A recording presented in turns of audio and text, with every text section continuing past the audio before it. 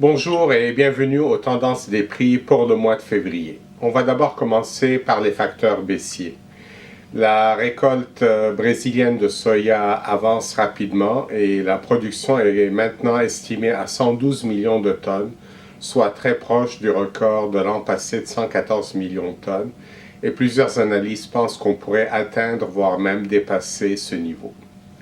Les exportations américaines de grains se poursuivent à un rythme lent par rapport à celui de l'an passé.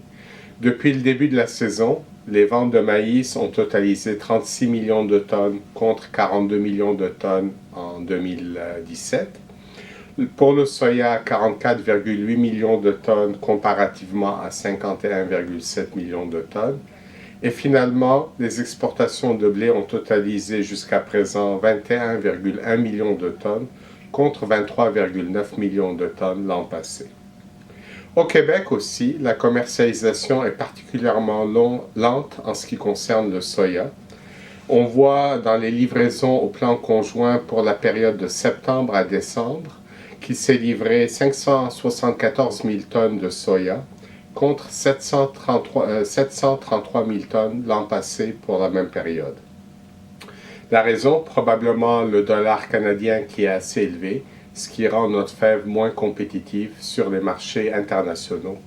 Le risque, évidemment, est que s'il y a encore des stocks invendus au printemps, cela pourrait avoir un effet négatif sur les bases locales du soya. Maintenant, un facteur haussier, la sécheresse en Argentine, bien évidemment, on en parle beaucoup. Ça explique le rallye boursier des dernières semaines. Il y a eu des dommages irréversibles au soya et au maïs, mais c'est non quantifiable jusqu'à présent. Il faudra attendre pour voir. Il faut se rappeler que l'Argentine est le premier exportateur au monde de tourteaux de soya et le troisième exportateur de maïs. Il y a plusieurs facteurs à suivre. D'abord, la récolte safrina de maïs au Brésil, donc la deuxième récolte de maïs qui est en train d'être semée et qui est principalement destinée à l'exportation. Évidemment aussi les intentions d'ensemencement. Aux États-Unis, elles seront dévoilées le 29 mars et au Canada le 27 avril. Donc il faudra voir dans quelle mesure le soya l'emportera vis-à-vis du maïs.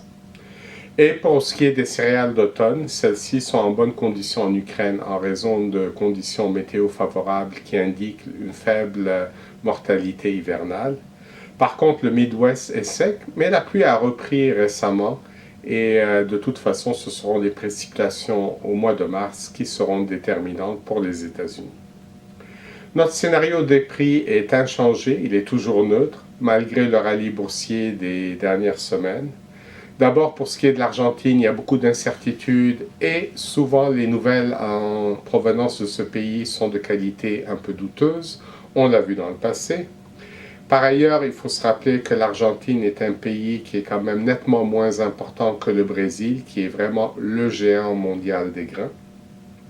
Les stocks américains de grains sont particulièrement lourds en 2018. Ne l'oublions pas. Pour le maïs, ils vont avoir l'équivalent de 2 mois d'utilisation en stock et pour le soya, 1 mois et demi. Au Québec, le soya, bon, évidemment, on a une remontée boursière, mais par contre, on pourrait avoir un affaiblissement des bases si la commercialisation ne s'accélère pas au cours des prochaines semaines. Et finalement, pour le maïs, Statistique Canada nous a réservé toute une surprise en révisant la production de 2016. Ils l'ont augmentée de presque 9%. Elle est passée de 3,79 millions de tonnes à 4,12 millions de tonnes. On se retrouve donc avec une offre supplémentaire ou disons inattendue de plus de 330 000 tonnes, alors que la demande n'a pas augmenté du même tonnage au cours des derniers mois, ce qui risque de se traduire évidemment par des stocks supérieurs aux attentes. Voici ce qui conclut notre tendance des prix pour le mois de février. Au plaisir de vous retrouver en mars. Merci.